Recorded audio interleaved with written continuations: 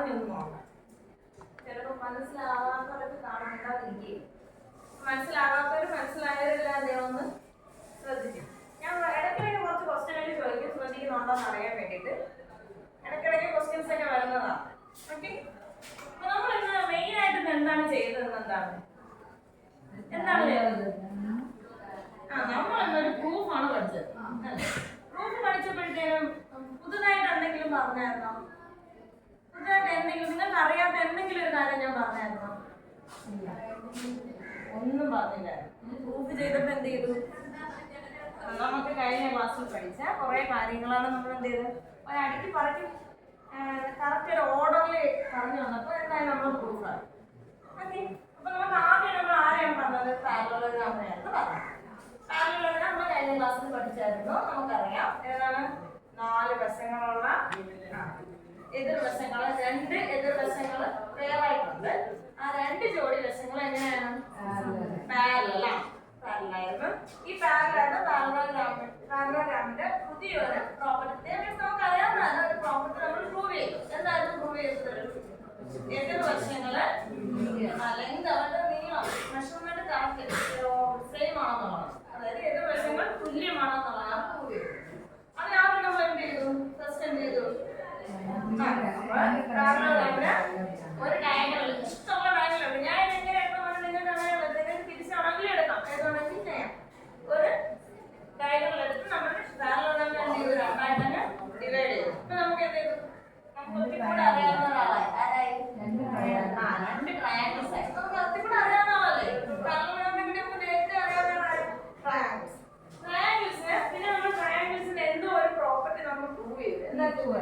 2 triangles, ഈ 2 triangles equal ആണെന്ന് prove ചെയ്തു. ഒരു കാര്യമുണ്ട്, വേണ്ടിയിട്ടാണ് നമ്മൾ പ്രൂവ് ചെയ്തത്. എവിടെയാണ് പ്രൂവ് ചെയ്തത്? നമുക്കൊരു എയിം ഉണ്ട്. അതിലേക്ക് പോകാൻ വേണ്ടിയിട്ട് നമ്മൾ എന്ത് ചെയ്ത്? 2 ട്രയാങ്കിൾസും ഈക്വൽ ആണെന്ന് പ്രൂവ് ചെയ്തു. അപ്പൊ ഈക്വൽ ആണെന്ന് പ്രൂവ് ചെയ്യാൻ വേണ്ടിയിട്ട് മുന്നേ പഠിച്ച വേറൊരു കാര്യങ്ങൾ നമുക്ക് എന്ത് ചെയ്യണം? ഒന്ന് കളക്ട് ചെയ്യേണ്ടതായിട്ടുണ്ടായിരുന്നു. ടീച്ചർ ഇവിടെ നേരത്തെ വരച്ചായിരുന്നു. അത് ഓർമ്മയുണ്ട്. എന്തായിരുന്നു? 2 പാരലൽ ലൈൻസിന് ഒരു ജോഡി പാരലൽ ലൈൻസിൽ ഒരു ലൈൻ, സ്ട്രെയിറ്റ് ലൈൻ കട്ട് ചെയ്യുമ്പോൾ കുറേ കോണുകളുണ്ടാവും. നമുക്ക് അതിൽ ഈ ജോഡി കോണുകളായിരുന്നു എന്ത് ആവശ്യമായിട്ടുണ്ടായിരുന്നു. ഇതാണ് ഏകാന്തര കോണുകൾ. ഏകാന്തര കോണുകൾ എങ്ങനെയാണ്? ഏകാന്തര കോണുകൾ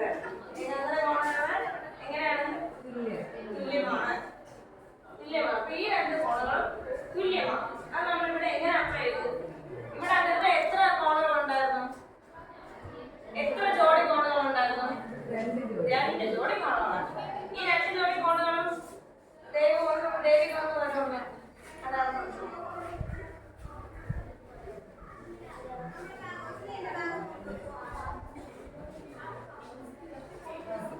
അപ്പൊ ദേവിക അളവ് പഠിച്ചത് ശരിയാണോ? എല്ലാവരും ഒന്ന് നോക്കിയേ. ഏതാണ്? എല്ലാവരും ഒന്ന് പറഞ്ഞേ. ഏത് ആംഗിൾസ് ആയിരുന്നു? ആംഗിൾ ABCയും ആംഗിൾ CBDയും. ഇത് രണ്ടും നമ്മൾ നേരത്തെ പറഞ്ഞ പോലെ കോണുകളാണ്. അതേപോലത്തെ ജോഡി കോണുകളാണോ? ആണ്. ഈ 2 കോണുകൾ എന്താണ്? തുല്യമാണ്. അതുപോലെ വേറൊരു ജോഡി ഉണ്ടല്ലോ.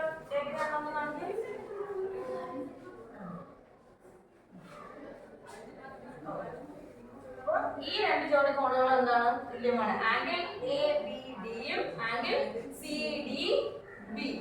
ഈ 2 കോണുകളും തുല്യമാണ്. അപ്പൊ ഈ 2 കോണുകൾക്കുള്ള പ്രത്യേകത, ഇത് രണ്ടും 2 ട്രയാങ്കിൾസിലല്ലേ കിടക്കുന്നത്. അപ്പൊ ഈ ട്രയാങ്കിളിൽ എന്ത് ചെയ്തു? 2 ജോഡി കോണുകൾ ഓരോന്നിലും എന്ത് ചെയ്തു? തുല്യമായി വന്നു. പിന്നെ എന്തുണ്ടായിരുന്നു? ഈ കോമൺ ആയിട്ട് ഒരു വശം കണ്ട, അതായത് ഈ 2 കോണുകൾക്കും കോമൺ ആയിട്ടുള്ള വശം, ഈ 2 കോണുകൾക്കും കോമൺ ആയിട്ടുള്ള വശം ഈ 2 ട്രയാങ്കിൾസിന് എന്താണ്? കോമൺ ആണ്. അങ്ങനെയാണെങ്കിൽ അത് എന്തായിരിക്കും? ഈക്വൽ ട്രയാങ്കിൾസ് ആയിരിക്കും. ഈക്വൽ ട്രയാങ്കിൾസിന്റെ അടുത്ത പ്രോപ്പർട്ടിയാണ് നമ്മൾ പറഞ്ഞത്. അടുത്ത എന്താണ് പ്രോപ്പർട്ടി വന്നത്? തുല്യമായ വശങ്ങൾക്ക് തുല്യമായ കോണുകൾക്ക് എതിരെയുള്ള വശങ്ങൾ എങ്ങനെയായിരിക്കും? തുല്യമായ കോണുകൾക്ക് എതിരെയുള്ള വശങ്ങൾ തുല്യമായിരിക്കും. തുല്യമായ കോണുകളാണ് ആംഗിൾ DBCക്ക് എതിരെയുള്ളത് ഈ വശമാണ്. അതുപോലെ അതിന് തുല്യമായ കോൺ D ആയിരുന്നു ADB. അതിനെതിരെയുള്ള വശം ഏതാണ്? AB. നമുക്കിപ്പോ ആര് തുല്യമാണെങ്കിൽ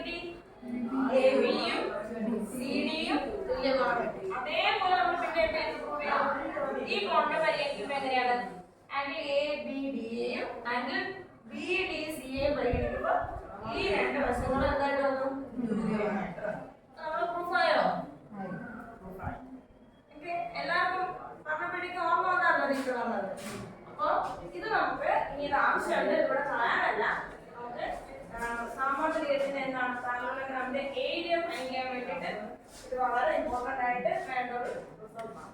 ഓക്കെ, ഈ ട്രയാങ്കിൾസ് ഈക്വൽ ആണെന്നുള്ളതും വേണം, പിന്നെ എന്താണ് ഈ എതിർ വശങ്ങൾ തുല്യമാണെന്നുള്ളതാണ്.